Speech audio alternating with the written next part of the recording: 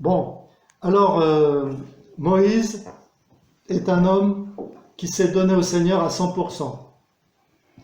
Et c'est un homme sans compromis, un homme qui est entier, donc je vous propose de le prendre comme exemple pour nous.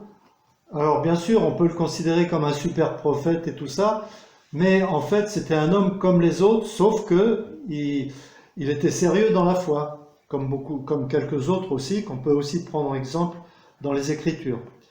Alors, comme je disais, il est né en Égypte, et les Hébreux étaient en Égypte, ils ont été réduits en esclavage, et Dieu a décidé de les délivrer. Alors voilà ce que Dieu dit. On va lire ensemble, ou alors si vous avez une Bible, vous pouvez lire, ou sinon je vais lire. Donc dans le chapitre 6 de l'Exode. Exode, chapitre 6. On va lire de 6 à 8. Donc Exode, chapitre 6, versets 6 à 8. C'est Dieu lui-même qui parle. Alors, nous allons voir si ce qu'il dit, c'était valable que pour cette époque-là, ou si c'est valable pour nous aujourd'hui. Alors, je rappelle, Dieu a dit ça il y a 3500 ans, environ. C'est pourquoi dit aux Israélites, « Je suis l'Éternel, je vous affranchirai des travaux pénibles dont vous chargent les Égyptiens. » Alors ici, on a le premier verbe, c'est le verbe « affranchir ». C'est un terme du commerce des esclaves. C'est-à-dire que si vous rencontrez un esclave et qui vous est sympathique, vous pouvez l'affranchir. Mais attention, c'est pas gratuit, hein. Il faut aller voir le patron, son patron, et lui dire, voilà combien il vaut ton esclave, je veux te le racheter. Et le patron va vous dire, il vaut par exemple 10 000 euros, et puis voilà, il faut payer. Et une fois que vous avez payé la somme, vous pouvez dire à l'esclave, voilà, maintenant je t'ai affranchi. Tu es donc libre, tu peux faire ce que tu veux. Voilà. Alors qu'est-ce qu'il va faire? Donc soit il va dire, bon c'est super, je suis libre, je fais ce que je veux, et il est fort probable qu'il se fasse récupérer par un autre esclavagiste. Donc c'est pas la bonne solution. La meilleure solution, c'est de se dire, cette personne qui a payé pour moi une somme énorme, et puis, je veux dire, il n'a aucune motivation, puisqu'il ne me connaît même pas, et je ne suis pas le gars super sympathique, donc cette personne, c'est quelqu'un de bon. Alors, je vais le voir, et je vais lui dire, tu m'as affranchi, tu as payé pour moi, eh bien, je veux être à ton service, je veux être ton esclave. Voilà, c'est ça le sens de l'affranchissement. Eh bien, nous avons été affranchis par le Seigneur Jésus. Il a dit que la vérité nous affranchira. Donc, nous sommes des affranchis. On n'est pas des timbrés, on est des affranchis. Hein, c'est pas pareil. Alors voilà, c'était juste une blague. Hein. Donc, après le deuxième verbe, je vous délivrerai de la servitude à laquelle ils vous soumettent. Je vous délivrerai. Donc délivrer, ça veut dire que nous avons été livrés par le moyen de nos péchés, à Satan, aux démons, etc. Livrés à toutes sortes de choses auxquelles on s'est livré. Il y en a qui se sont livrés à une drogue ou à l'alcool, ou peu importe, à la fornication, etc. Eh bien, le Seigneur promet qu'il nous délivrera. Et il nous l'a promis pour nous aussi. Et non seulement il l'a promis, mais il l'a fait. Il nous a délivrés. Le troisième verbe, et je vous rachèterai par la force de mon bras et par des grands jugements. Je vous rachèterai. Donc, racheter, comme ça veut bien dire qu'il faut payer un prix. Et donc le Seigneur Jésus a payé le prix pour nous, pas de l'argent ou de l'or, mais sa propre vie, son propre sang. Et c'est à ce prix-là que nous avons été estimés. Alors si quelqu'un dit « moi je vaux rien », il est dans l'erreur totale. On ne vaut pas rien, puisque si on valait rien, le Seigneur Jésus, il n'aurait rien payé. Mais s'il a payé de sa propre vie, c'est-à-dire une valeur inestimable et incalculable, eh bien c'est que nous, à ses yeux, nous avons cette valeur-là. Nous avons le prix de notre âme, le prix de notre vie, n'est même pas calculable. Donc, plus jamais on va avoir de telles pensées, je ne vaux rien. C'est tout faux. Ensuite, le verbe suivant, je vous prendrai pour que vous soyez mon peuple. Je vous prendrai. Eh bien oui, le Seigneur Jésus a pris les Hébreux d'Égypte, il en a fait son peuple, effectivement, mais il nous a pris aussi, nous. Il nous a pris où? Il nous a pris dans le monde. Et il a fait de nous son peuple. Et nous sommes le peuple de la nouvelle alliance. Israël est le peuple de l'ancienne alliance. Donc ça, c'est extraordinaire. C'est merveilleux. Je vous prendrai pour que vous soyez mon peuple. Et plus que ça, le Seigneur Jésus a dit, je m'en vais vous préparer une place, et quand je vous aurai préparé une place, je reviendrai et je vous prendrai avec moi, afin que là où je suis, vous y soyez aussi. Il a dit ça à propos de l'enlèvement de l'Église. Vous pouvez le lire, ça se trouve dans Jean chapitre 14, au début.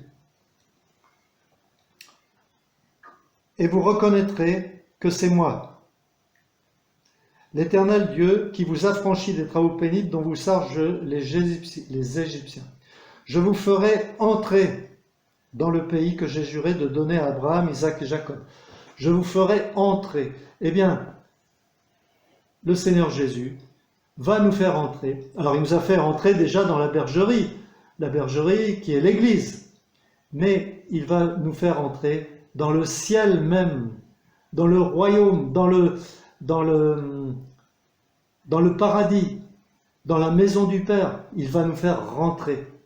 Il l'a promis et il va le faire. Il a même juré, vous voyez.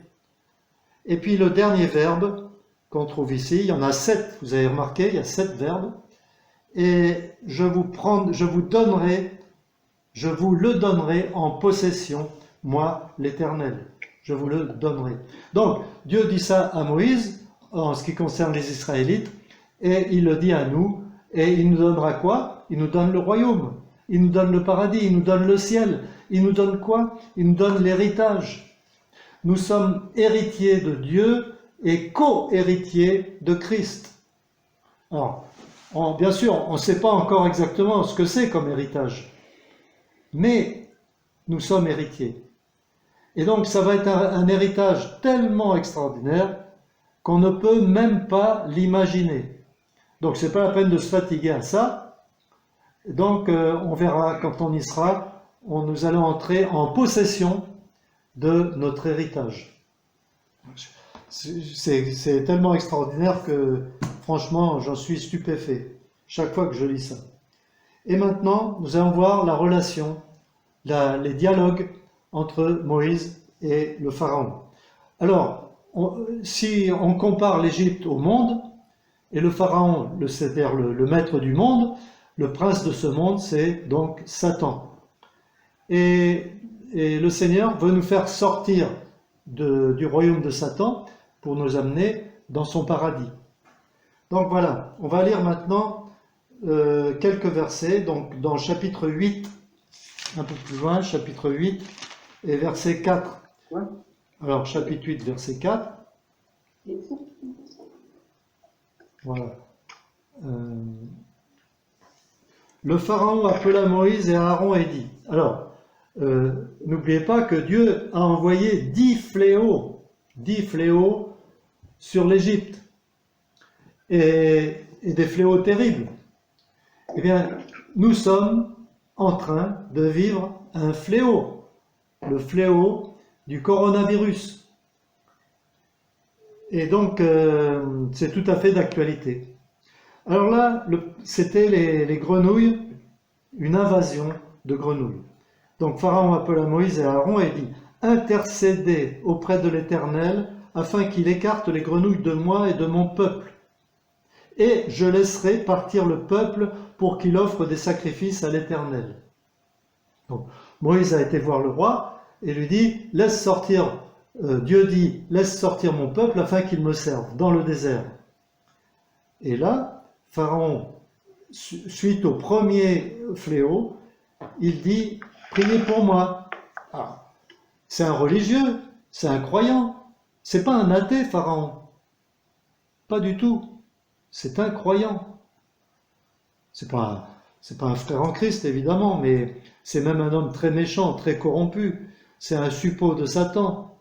Mais c'est un religieux. Et il demande qu'on prie pour lui. Alors le plus incroyable, c'est qu'il va être exaucé. C'est quand même incroyable. Et vous voyez, et même le diable, quand il a demandé à Dieu de tourmenter Job, eh bien Dieu l'a exaucé. Et quand les démons ont demandé à Jésus de sortir et de rentrer dans les cochons, le Seigneur Jésus les a exaucés.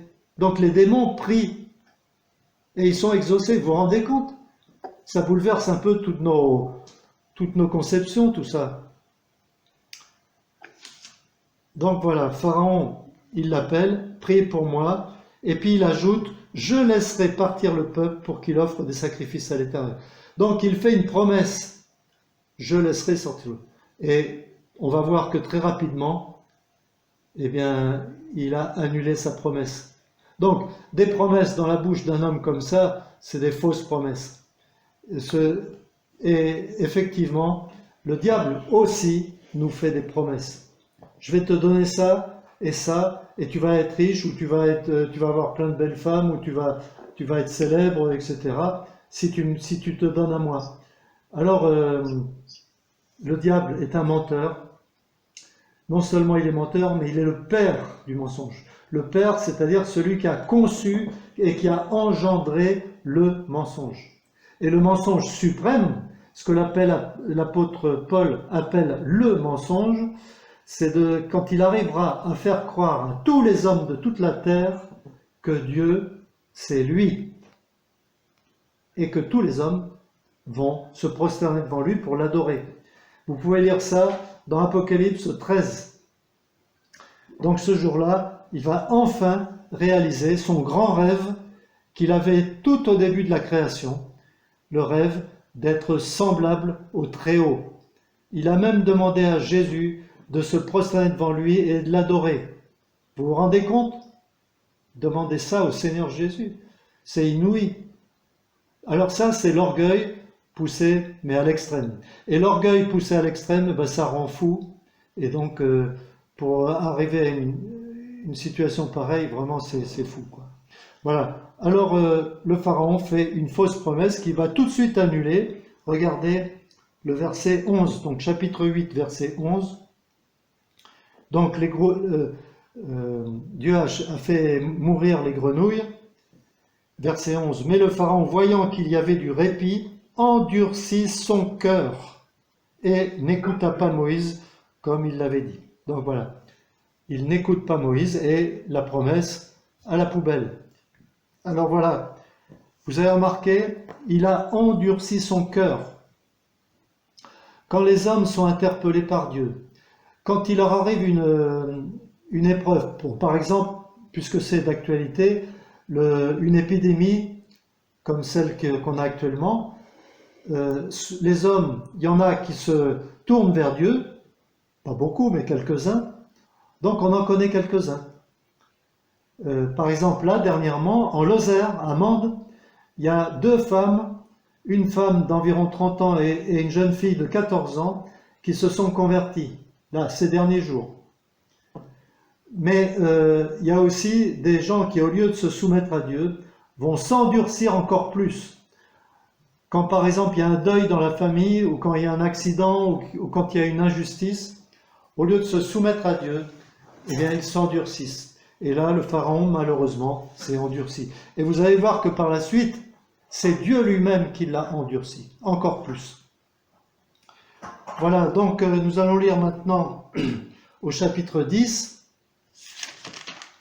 Et, excusez-moi, chapitre 8, verset 21. Chapitre 8, verset 21. Le pharaon appela Moïse et Aaron et dit, « Allez offrir des sacrifices à votre Dieu dans le pays. » Allez offrir des sacrifices à votre Dieu. Il ne dit pas à Dieu, il dit à votre Dieu, à vous. Sous-entendu, c'est le Dieu d'Israël, mais nous, nos dieux, c'est les dieux de l'Égypte. Donc chaque peuple a son Dieu. Voilà. C'est ce que croyaient la plupart des gens autrefois. Mais il ajoute, servez Dieu, mais dans le pays. Qu'est-ce que ça veut dire ça, dans le pays? Moïse répondit, il n'est pas régulier d'agir ainsi, car nous offrirons à l'Éternel notre Dieu des sacrifices qui sont en horreur aux Égyptiens. Et si nous offrons sous les yeux des Égyptiens des sacrifices dont ils ont horreur, ils nous lapideront. Nous ferons 3 journées de marche dans le désert et nous offrirons des sacrifices à l'Éternel notre Dieu, selon qu'il nous dira. Voilà. Donc, ça, c'est le diable qui nous propose. Quand quelqu'un se convertit, et il dit, écoute, tu veux être chrétien, bon, d'accord. Tu veux faire partie d'une église, d'accord.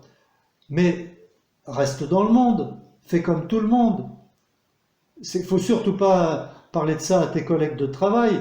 Ils vont se moquer de toi, ils vont dire que tu es dans une secte, ils vont dire que tu es devenu fou. N'en parle à personne, ne le dis même pas à ta famille. Voilà, garde ta foi secrète et laisse les gens tranquilles. Reste dans le pays, c'est-à-dire reste dans le monde. Alors ça, c'est un compromis. Mais comme Moïse est un homme sans compromis, il a dit clairement, on ira à 3 jours de marche dans le désert. On va sortir de l'Égypte. Alors voilà. Maintenant, Pharaon va changer de tactique. Il va lâcher un peu de lest. Vous savez, le lest, c'est comme, vous avez déjà vu des chiens avec une laisse. Il y a 1 mètre de laisse. Et puis sa maîtresse le tient comme ça. Et puis il va un peu plus loin. Il va se balader, le chien. Alors il tire dessus et ça se détend. Il fait 2 mètres, 3 mètres, 5 mètres. Et voilà, il va même à 10 mètres. Et la laisse se détend. Mais tout d'un coup, il arrive au bout. Et là, il se rend compte qu'en fait, il n'est pas libre.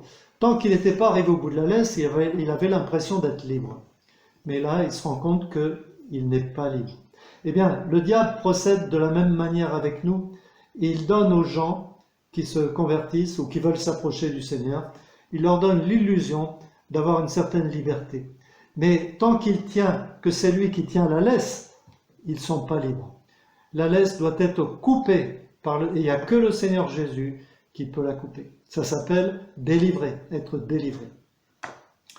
Donc, nous continuons la lecture au verset 24. Pharaon dit, « Moi, je vais vous laisser partir pour offrir à l'Éternel votre sacrifice, votre Dieu, des sacrifices dans le désert. » Alors, vous avez remarqué le progrès? Tout à l'heure, c'était dans le pays, maintenant c'est dans le désert. Tu vas aller dans le désert? D'accord, allez-y. Alors, il est gentil, hein? Il est sympa. Mais regardez la suite. Seulement, vous ne vous éloignerez pas en y allant. Intercédez pour moi. Voilà, il demande encore qu'on prie pour lui. Incroyable. Alors, ne vous éloignez pas. Vous avez peut-être lu un bouquin qui s'appelle « Si tu veux aller loin ». C'est pour ceux qui veulent aller loin. Mais là, le pharaon dit « Va pas trop loin ». Ça veut dire, pour nous, par exemple, bon, tu veux chanter des cantiques, tu veux te réunir avec tes frères, etc. Mais vas-y mollo, hein. Il ne faut pas devenir un fanatique, hein. Il ne faut pas devenir un extrémiste, il ne faut pas devenir un fondamentaliste. Sinon, tout le monde va se moquer de toi, ta famille va te rejeter. Et puis, il ne faut pas témoigner à tes collègues de travail, surtout pas. Là, ils vont te prendre pour un fanatique. Ils vont t'accuser d'être dans une secte, d'avoir subi un endoctrinement.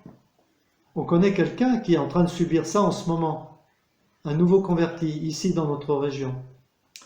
Voilà. Alors, intercédez pour moi. Et donc, voilà un nouveau compromis auquel Moïse n'a pas cédé. Alors voilà, ensuite, au verset... au chapitre 10, un peu plus loin, et au verset 8 à 11, chapitre 10, verset 8 à 11. On fit revenir Moïse et Aaron vers le Pharaon. « Allez, leur dit-il, servez l'Éternel votre Dieu. » Sympa, hein, servez l'Éternel votre Dieu. « Quels sont ceux qui iront ?» Voilà. « Quels sont ceux qui iront ?» Moïse répondit, nous irons avec nos jeunes gens, avec nos vieillards, nous irons avec nos fils et nos filles, avec notre petit et notre gros bétail, car c'est pour nous une fête de l'Éternel. Le Pharaon leur dit, que l'Éternel soit donc avec vous.